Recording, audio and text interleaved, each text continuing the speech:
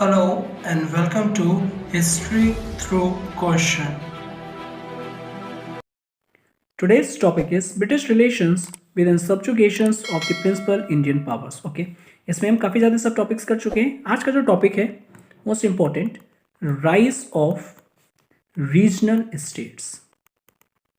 Rise of regional states. Okay, तो कैसे ये राइज ऑफ रीजनल स्टेट्स हुए. लेटर मुगल्स के अंदर व्हाट विल हैपन, जो स्टेट अथॉरिटी को अंडरमाइन किया गया, जो गवर्नर्स कंट्रोल करने के लिए भेजे गए थे, जो कॉन्कर टेरिटरीज थी, उन पे इन गवर्नर ने अपना ड्यू टू वीक अथॉरिटी अपना जो इंडिपेंडेंट थी वो असर्ट करी और it was transformed into the regional states. Okay, so with the declining power of Mughal empire, with the declining power of Mughal Empire. So what will happen in the 18th century? क्या हुआ कि we saw the emergence of various autonomous states. काफ़ी ज़्यादा autonomous जो कि control में नहीं थे, अपने आप अपनी फंक्शन को मेंटेन कर रहे थे, वो स्टेट्स एमर्ज हुए. ठीक है, अब कौन कौन से स्टेट्स हैं इसमें. फर्स्ट आ जाता है आपका बंगाल, जो कि हुआ था अंडर मुर्शीद कुली खान.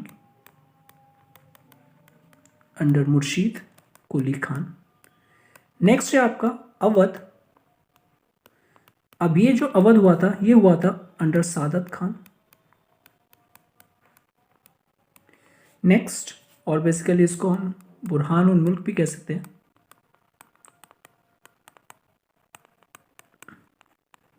हैदराबाद.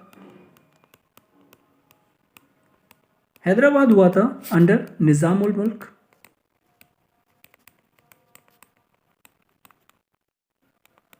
आशफ शाह.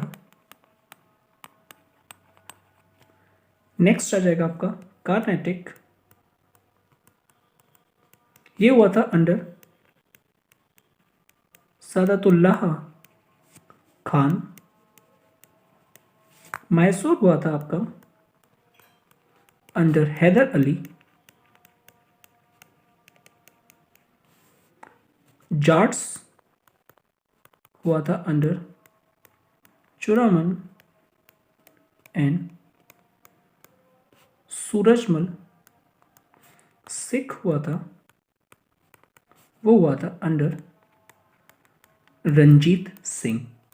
तो ये तो प्रोमिनेंट रीजन स्टेट्स थे जिनको हम डिस्कस करेंगे one by one. Apart from that काफ़ी ज़्यादा अदर रीजनल स्टेट्स और ऑटोनॉमस स्टेट्स भी एमर्ज हुए थे. तो during course of our study हम उसको डिस्कस करते जाएंगे एज एंड व्हेन जहाँ पे रेलिवेंट होगा. ठीक है, सो फर्स्ट स्टार्ट करते हैं हम बंगाल से. दी बंगाल.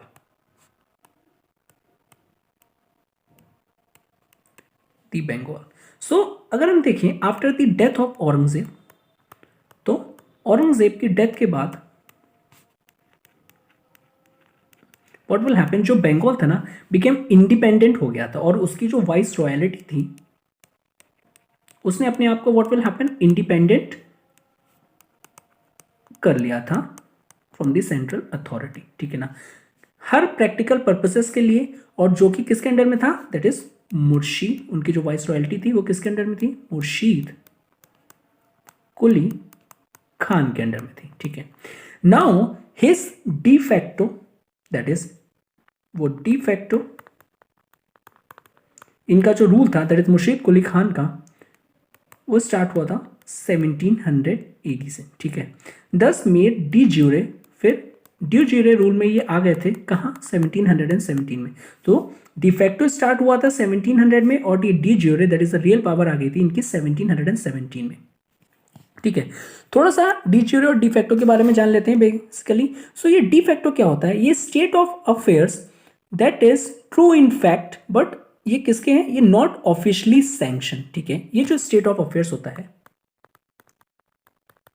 इसमें पावर जो होती है वो ऑफिशियली सैंक्शन नहीं होती है किसी भी एक हैंड में, बट उसको जो कंट्रोल करता है मोस्ट और सबसे ज़्यादा पावर वो डी फैक्टो रूलर्स हो जाता है, that is behind the curtain अगर हम कहें उसको. ठीक है ना, तो that is state of affairs that is not true. In fact that is actually true नहीं है कि हो सकता है कि जस्ट फॉर नेम सेक वो मेन किंग जो है वो कोई और है, लेकिन उसके पीछे की पावर जो उसको कंट्रोल कर रही है, हर पॉलिटिकल अफेयर्स को कंट्रोल कर रही है, उसको हम डी फैक्टो होते हैं। एंड दैट इज वाई इसको कहते हैं ना, ये ऑफिशियली सैंक्शनड नहीं है। इन कंट्रास्ट डी ज्यूरे पावर क्या होती है, ये भी स्टेट ऑफ अफेयर होती है, that is in accordance with the law. यानी इसमें क्या होता है कि बेसिकली जो किंग है या फिर कोई भी एक अथॉरिटी है, उसी के पास पावर है, ठीक है। और ये क्या है, ऑब्वियसली ऑफिशियली सैंक्शन भी होगी, officially sanction. So that was the basic difference between the de facto and de jure rule. तो फिर से एक बार, what do mean by de facto, इसमें जो किंग है और जो पावर है, तो किंग अलग होगा और जो पावर जिसके हैंड में होगी, जो कंट्रोल कर रहा होगा, वो अलग होगा, ठीक है। और ये ऑफिशियली नॉट सैंक्शन है, ठीक है, officially not sanction. In contrast de jure, जो कि किंग और पावर जो अथॉरिटी होगी वो एक ही के हैंड में होगी और ये ऑफिशियली सैंक्शन है। तो हम मुर्शीद कुली खान की अगर बात करें तो ये 1700 में आए थे as a de facto, means most of the time ये कंट्रोल कर रहे थे पावर फ्रॉम वन वे और द अदर, लेकिन ये de jure that is the real power कब बना इनमें, 1717। नाउ नेक्स्ट देखते हैं। So Murshid justify the confidence reimposed in by the efficient management, ठीक है। तो इनके अंडर में क्या हुआ था, बहुत ही ज्यादा इफिशिएंट मैनेजमेंट चल रहा था बंगाल का, efficient management which raise Bengal. अब क्या हुआ, जब किसी भी चीज का, देखो लेटर मुगल्स बेसिकली डिक्लाइन कैसे हुआ मुगल एम्पायर का लेटर मुगल्स में, कि वो इफिशिएंट मैनेजमेंट नहीं कर पाए, पॉलिटिकल अफेयर्स और स्टेट अफेयर्स को अच्छे से मैनेज नहीं कर पाए।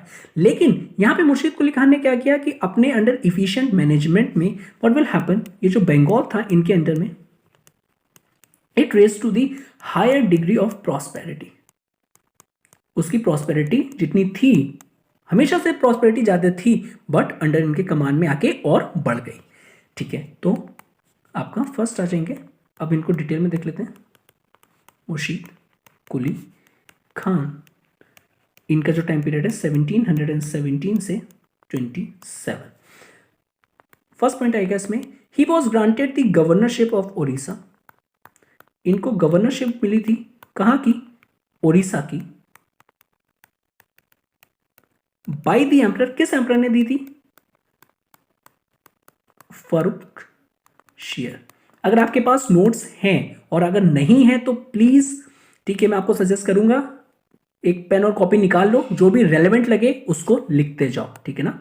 तो यहाँ पे गवर्नरशिप ऑफ ओडिशा किन्होंने उनको दिया था, फारूक शेर ने दिया था, और ये दिया था 1719 में, ठीक है। अब मुर्शीद कुली खान ने क्या किया था, he transferred his capital from Dhaka to Murshidabad. इन्होंने अपनी कैपिटल को ट्रांसफर किया था from Dhaka to Murshidabad, and gradually assumed autonomy. और उसके बाद इन्होंने क्या किया था, ऑटोनॉमी को असर्ट कर लिया था through continuing to profess theoretically allegiance, although just for name sake. और बेसिकली इन थ्योरी में क्या करते थे, ये एलिजेंस शो कर रहे थे टू द मुगल एम्परर, और सेरेमोनिकली वो ट्रिब्यूट भी पे करते थे as well as to the presents, ताकि ऐसा ना रहे कि हम कतई डिटैच हो गए हैं, ठीक है, और इन केस क्या हो जाएगा तो आप अगेंस्ट में हो जाओगे, मेन पावर के कॉन्ट्रेरी में आ जाओगे, ठीक है। तो ये उसको कहते हैं ना, कॉन्फिडेंस में लेने के लिए किस तरीके से थ्योरेटिकल एलिजियंस भी शो करते थे टू दी मुगल एम्परर्स, और ट्रिब्यूट भी देते थे कभी कभार, और प्रेजेंट्स भी। Now what will happen, under him he improve the financial positions. इन्होंने जो फाइनेंशियल पोजीशंस थी, और इनके अंडर में जो फाइनेंशियल पोजीशंस थी ऑफ द रीजन्स काफ़ी इंप्रूव हुई, such as transfer of large part of jagir lands, ठीक है। क्या क्या हुआ है, transfer of large part of jagirs land काय में कन्वर्ट हो गई khalisa, that is the crown land, जिसपे जो भी क्राउन है उसका कंप्लीट कंट्रोल होता है, और हम कह सकते हैं कि वो लैंड जिसमें किंग का कंप्लीट कंट्रोल होता है और उनके अंडर में होती है। एट द सेम टाइम इन्होंने इंट्रोड्यूस किया था सिस्टम ऑफ रेवेन्यू फार्मिंग। ये कुछ इनके इकोनॉमिक रिफॉर्म्स थे जो काफ़ी ज़्यादा सक्सेसफुल हुए थे, ठीक है। नाउ नेक्स्ट आ जाता है कि he regulated the price of articles. इन्होंने जो आर्टिकल्स के जो प्राइस थे वो भी काफ़ी रेगुलेट किए थे, एट द सेम टाइम्स फॉरवेट किया था, और बेसिकली उसके लिए पनिशमेंट रखा था, जो क्या करता है, होर्डिंग ऑफ ग्रेन्स करके स्पेक्यूलेटिव प्राइसेस करता है, ठीक है, होर्डिंग ऑफ ग्रेन्स, जो कि इलीगल प्रैक्टिसेस करता है, उसके अगेंस्ट में इन्होंने काफ़ी ज़्यादा मेजर्स लिए थे। नेक्स्ट आ जाएगा ही इंट्रोड्यूस रिफॉर्म्स इन एग्रीकल्चर। तो इन्होंने एग्रीकल्चर रिफॉर्म्स भी किए हैं, एग्रीकल्चर रिफॉर्म्स में किए सच एज ग्रांट ऑफ तकवी लोन्स, जो कि एग्रीकल्चर के लिए दिया जाता है, ठीक है। यहाँ से फैक्चुअल इंफॉर्मेशन मिल गई कि तकवी लोन्स किसके लिए दिए जाते हैं, आपके एग्रीकल्चर को प्रमोट करने के लिए, to peasants for their personal use. Next is he brought about reorganisation of administration. जब वो आए तो उन्हें लगा कि ये जो एडमिनिस्ट्रेशन है इसको रीऑर्गेनाइज करने का काफ़ी ज़्यादा मीन्स नेसेसिटी है, अदरवाइज ये इफिशिएंट वे में प्रॉपर फंक्शन नहीं कर पाएगा। तो उन्होंने रीऑर्गेनाइजेशन ऑफ एडमिनिस्ट्रेशन का भी रीऑर्गेनाइजेशन किया और बेसिकली क्या किया, एस्टैब्लिशमेंट किया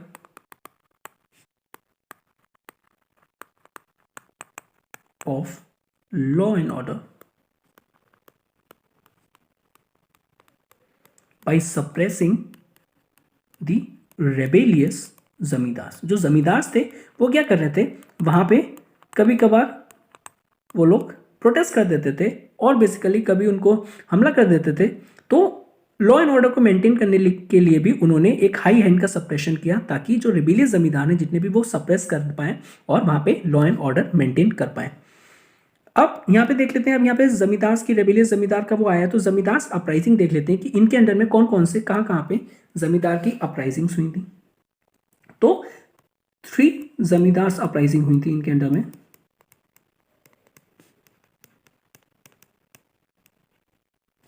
मुर्शीद कुली खान के अंडर में, और फर्स्ट था वो भाई सीताराम रे, next Uday Narayan and Ghulam Mohammad. तो ये जो फर्स्ट अपराइजिंग थी उसमें 3 इंपॉर्टेंट मेंबर्स थे, सीताराम रे, उदय नारायण एंड गुलाम मोहम्मद। जो सेकंड था by Sujat Khan and third by Nijat Khan, ठीक है। तो फर्स्ट रेबेलियन, सेकेंड अपराइजिंग और third uprising, okay. Now after defeating them, Murshid Quli Khan ने क्या किया था, गेव देयर जमींदारीज की तीनों की क्या किया, जमींदारी जो थी वो किसको दे दी थी, वो दे दी थी राम जीवन को। राम जीवन को इनकी सारी जिम्मेदारी दे दी थी। नेक्स्ट पॉइंट आ जाता है, he maintain the strict control over the foreign trading companies, ठीक है। अब इन्होंने स्टार्ट कर दिया था स्ट्रिक्ट कंट्रोल करना किस पे, over foreign trading companies activities, okay. And prevent किया था servants of East India Company को फ्रॉम अब्यूसिंग द प्रिविलेजेस, जो कि वो बहुत ज्यादा यूज करके प्रिविलेजेस को यूज कर रहे थे। एट द सेम टाइम तो क्या हो जाएगा, जो इंडिजीनियस लोग होंगे, जो लोकल लोग होंगे, उन पे ये काफी ज्यादा हैवी पड़ रहा था। और बेसिकली ये तो on the one hand east India company काफी ज्यादा प्रिविलेजेस ऑलरेडी थे और उसको भी वो अब्यूज कर रहे थे, जो ग्रांट कर देते थे किसी दूसरे को। इन कंट्रास्ट जो लोग नॉर्मल अच्छे से प्रैक्टिस कर रहे थे अपनी इकोनॉमिक एक्टिविटीज को, तो अब क्या लग रहा है, वो एट पार नहीं कर पा रहे थे और वो कॉम्पीट नहीं कर पा रहे थे अगेंस्ट ईस्ट इंडिया कंपनी, और जो अब्यूज कर रहे थे वो पावर्स अपने प्रिविलेजेस के, ठीक है। So prevented the servants of East India Company from abusing the privileges, जो कि ग्रांट किए गए थे to the company by the Mughal farman of 1961, sorry आपका 1691, और औरंगजेब ने, ठीक है। तो मुगल फरमान औरंगजेब का और 1717 में फर्रुखशियर का।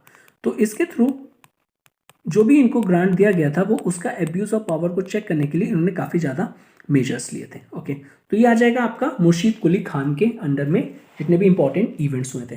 अब हम देख लेते हैं नेक्स्ट में जो बंगाल में जो पावर है, दैट इज द शुजाउद्दीन। इनका जो टाइम पीरियड है 1727 से 1739 तक, ठीक है। अब he was the son in law of Murshid, तो पहले थे कौन, ये सन इन लॉ थे आपके ऑफ मुर्शीद कुली खान के, okay. Now he continued the policies and reforms, तो इनमें कंटिन्यूड रखा जो भी पॉलिसीज एंड रिफॉर्म्स इनिशिएट किए थे मुर्शीद कुली खान ने। इनके प्रिंसिपल एडवाइजर्स जो थे in the matter of administration वो कौन थे, वो थे राय ए रायन, आलमचंद, ये इनके एडवाइजर थे in the matter of administration, along with और ये जो आलमचंद थे ना, तो ये एक एबल फाइनेंसर थे, ठीक है, ये फाइनेंसर थे। नेक्स्ट थे आपके जगत सेठ, ये जो थे आपके एक फेमस बैंकर थे, ठीक है। Now he was also granted the governorship of Bihar, इनको शुजाउद्दीन को गवर्नरशिप ऑफ बिहार दी गई थी बाय द मुगल एम्परर, किसके through? Muhammad Shah, bye the Mughal emperor Muhammad Shah, और ये इनको मिली थी 1733। फ्रॉम द टाइम ऑनवर्ड्स ये जो नवाब थे of the Bengal ruled over Bengal, Bihar and Orissa. Now try to connect the dots, ठीक है। लेटर क्या हुआ था, जब ब्रिटिशर्स ने लिया था तो बिहार, बंगाल एंड उड़ीसा, ठीक है, तो ये कैसे उनके पास पहुंचा? तो यहाँ से उनको गवर्नरशिप ऑफ बिहार भी मिल गया था, ठीक है, किसको? शुजाउद्दीन का, और ये किसने दिया था? मुगल एम्परर ने। तो फ्रॉम दिस नाउ ऑनवर्ड जो नवाब ऑफ द बंगाल होते थे उनको रूल कर सकते थे वो बंगाल, बिहार और उड़ीसा।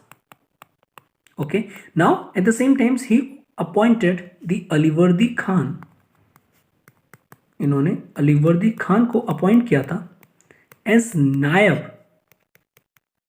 नायब सूबेदार ऑफ बिहार, ठीक है। इनके में ये इतने इंपॉर्टेंट पॉइंट्स हैं। नेक्स्ट आपके जो आ जाएंगे पर्सनालिटी फेमस, ये आ जाएंगे सरफराज खान, ठीक है। सरफराज खान का जो टाइम पीरियड है 1739 से 1740, बहुत ही शॉर्ट टाइम पीरियड है। Now he was son of Suja, ठीक है। He took the title Alam ud-Daula Haidar Jung. Now he was defeated by Alivardi Khan. अब अभी हमने देखा था पहले अलीवर्दी खान कौन थे, उनको अपॉइंट किया गया था नायब सूबेदार ऑफ बिहार, ठीक है ना। अब ही वॉज डिफीटेड बाई, इन अलीवर्दी खान ने क्या किया, इनको डिफीट कर दिया सरफराज खान को, जो कि थे गवर्नर ऑफ बिहार। अच्छा, यहाँ पे जो बैटल होता है ना, यहाँ पे बैटल का नाम इफ पॉसिबल अगर याद रख सकते हो तो रख लेना, बैटल ऑफ गिरिया। और ये कब हुआ था? ये हुआ था 1740s में, और उनको मार दिया। ओके, ऑब्वियसली पावर में आने के लिए मार दिया, ठीक है। तो नेक्स्ट जो पावर में आएंगे अब वो कौन है? अब आ जाएंगे अलीवर्दी खान, ठीक है। अब इनका जो टाइम पीरियड है 1740 से 1756, ठीक है, 1756, बैटल ऑफ प्लासी से एक साल पहले था, ठीक है। नाउ इन भाई साहब ने क्या किया था? He legalized his usurpation by receiving a farman. अब इनको अपनी कहते हैं ना लेजिटिमेसी के लिए क्या करना पड़ा? अपसर्शन ऑफ थ्रोन के लिए फरमान चाहिए था इनको, जो कि इनको मिला by the emperor Muhammad Shah, ताकि जो लोग हैं इनको अनअपोज्ड एक्सेप्ट करें और कोई भी अपोजिशन ना हो। लेकिन एट दैट टाइम जो सिचुएशंस थी ना काफ़ी चेंज हो गई थी, बिकॉज जो एक बेसिक लाइन चली आ रही थी, दैट इज जो मुर्शीद कुली खान के सन इन लॉ या फिर उनके सन, लेकिन ये क्या थे? ये आउट ऑफ द लाइन थे। तो इन्होंने ये परचेज किया था अपसर्शन, ठीक है, बाई एम्परर मुहम्मद शाह को by paying him ₹2 crore, 2 crore रुपए देने के बाद उनको ये फरमान रिसीव हुआ था कि इनकी लेजिटिमेसी का, ठीक है। Now he was opposed to the events or basically attempts to the English and French to strengthen their fortifications। लेकिन इनका जो क्या था, इन्होंने अपोज किया था अटेम्प्ट्स को बोथ इंग्लिश के अलॉन्ग विथ फ्रेंच के। और क्या अपोज किया था? बिकॉज वो लोग स्ट्रेंथन कर रहे थे अपना फोर्टिफिकेशन, और ये स्टैंडर्ड फोर्टिफिकेशन कहाँ कर रहे थे? ये कैलकाटा में कर रहे थे एंड चंद्रनगौर में ये अपने फोर्टिफिकेशन को स्ट्रेंथन कर रहे थे। तब इन्होंने अपोजिशन स्टार्ट की थी respectively and compared them with the behave. Now he favoured and nominated, इन्होंने फेवर किया था और नॉमिनेट किया था next in line Siraj ud Daula as his successor, की हमारे बाद सिराजुद्दौला सक्सेसर बने। तो नेक्स्ट आ जाएगा आपका सिराजुद्दौला। इनका जो टाइम पीरियड है 1757 से 1757, दैट इज 1 साल से भी कम। अब हम इनके में देख लेंगे इन्होंने क्या किया था। इन्होंने प्रोहिबिट कर दिया था the English from fortifying their factories. इन्होंने भी प्रोहिबिट किया था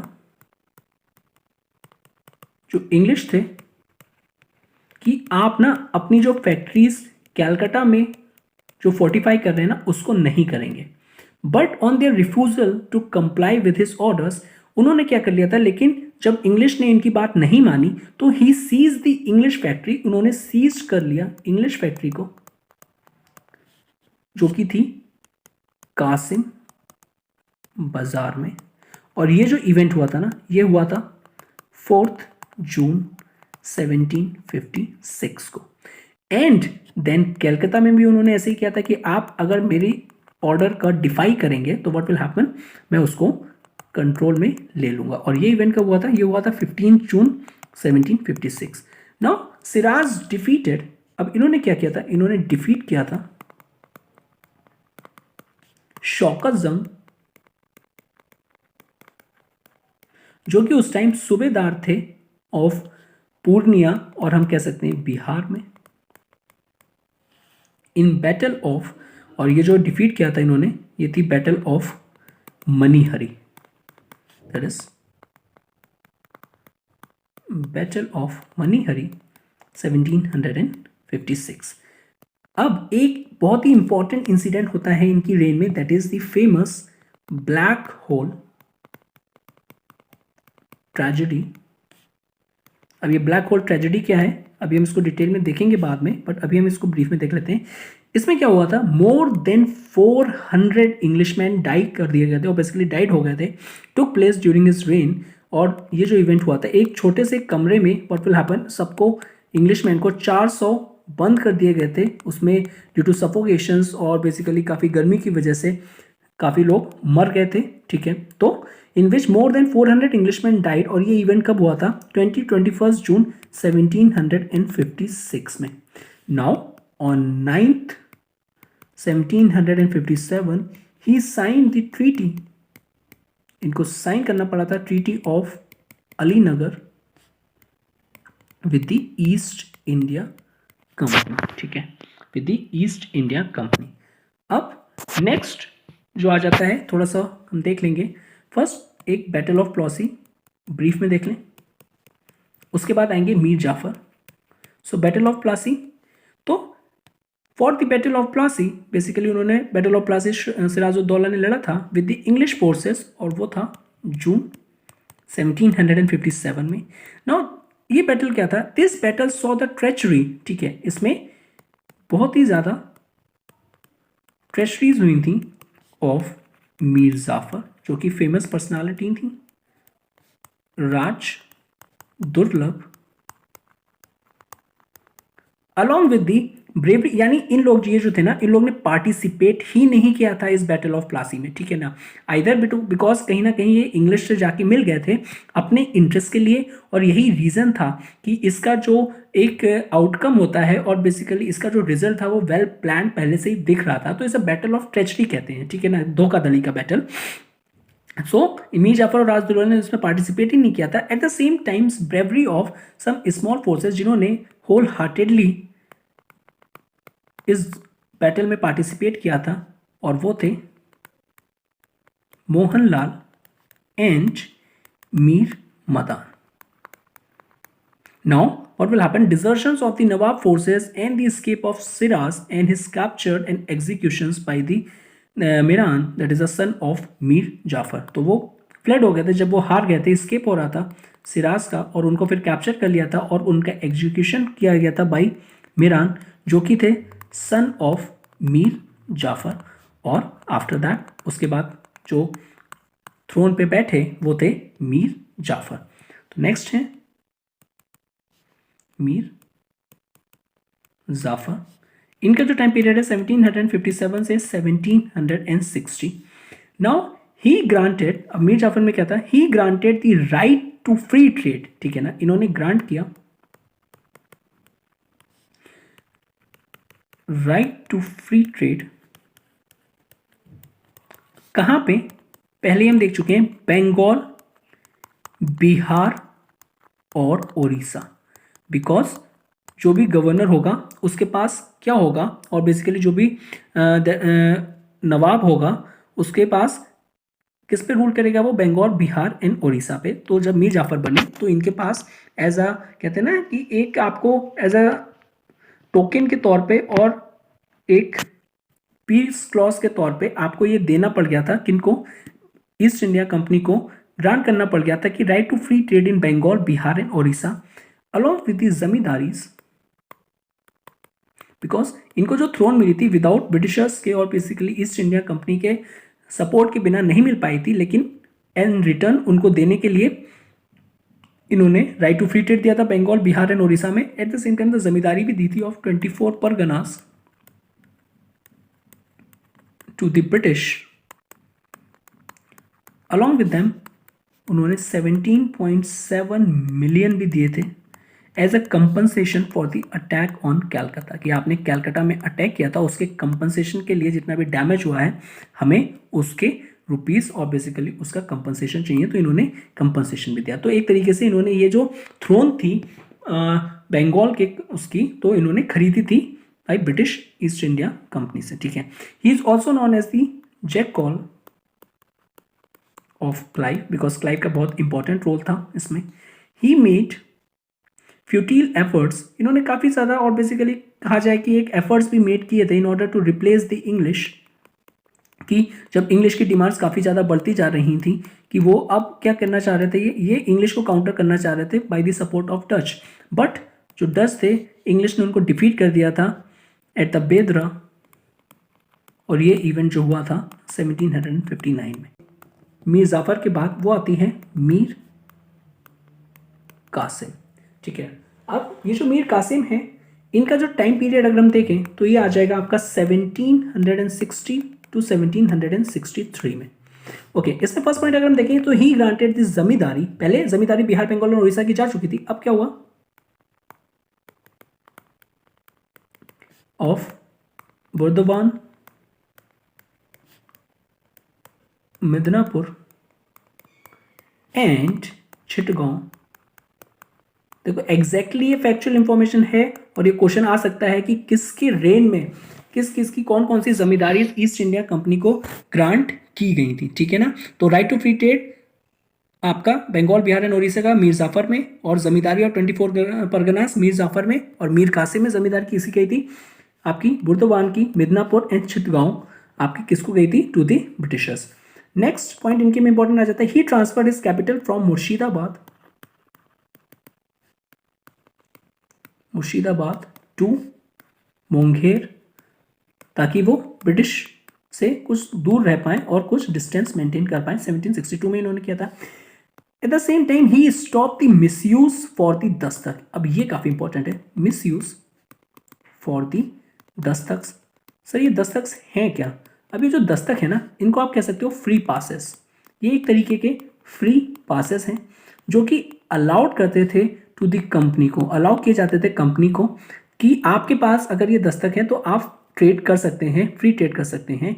and abolished all duties on internal trade against the British wishes, ठीक है। अब उन्होंने अबॉलिश कर दी थी कि जितनी भी ड्यूटीज पहले प्रोवाइड की गई थी इंटरनल ट्रेड में टू द ब्रिटिशर्स को, इंटरनल ट्रेड टू ब्रिटिश।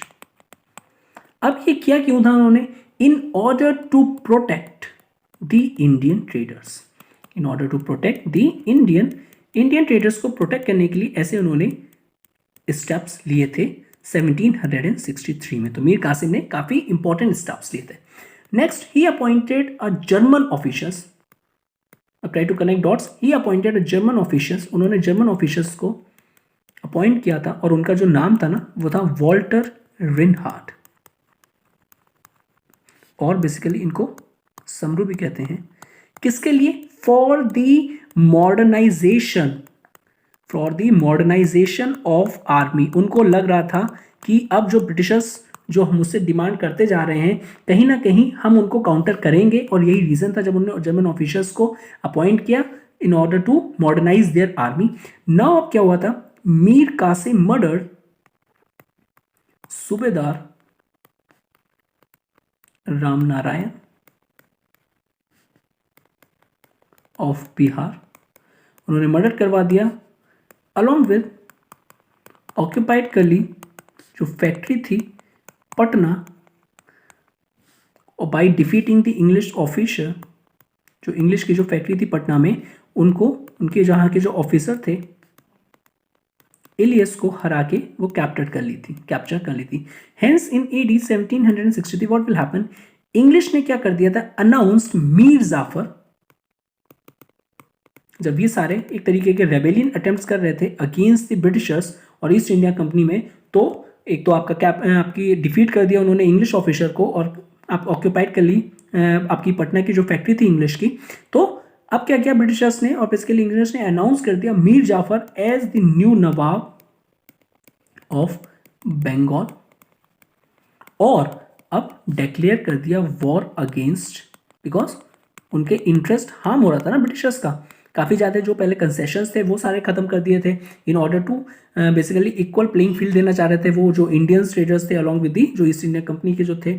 तो अब क्या किया ब्रिटिश ने, डिक्लेयर कर दी war against the Mir Qasim. और अब क्या, नेक्स्ट वॉज मीर जाफर। इनका दोबारा सा रीइंस्टेटमेंट हुआ था, और इस टाइम इनका जो टाइम पीरियड रहेगा 1763 से 1765। तो जैसे ही वॉर हो गया था, डिक्लेयर कर दिया था ब्रिटिश ने war with the Mir Qasim, दोबारा से इनको लाके बैठा दिया गया था पावर पे। ओके सो अच्छा, finally he died in the year 1765। Okay अब देख लेते हैं बैटल ऑफ बक्सर। इनके रेन में बैटल ऑफ बक्सर हुआ था,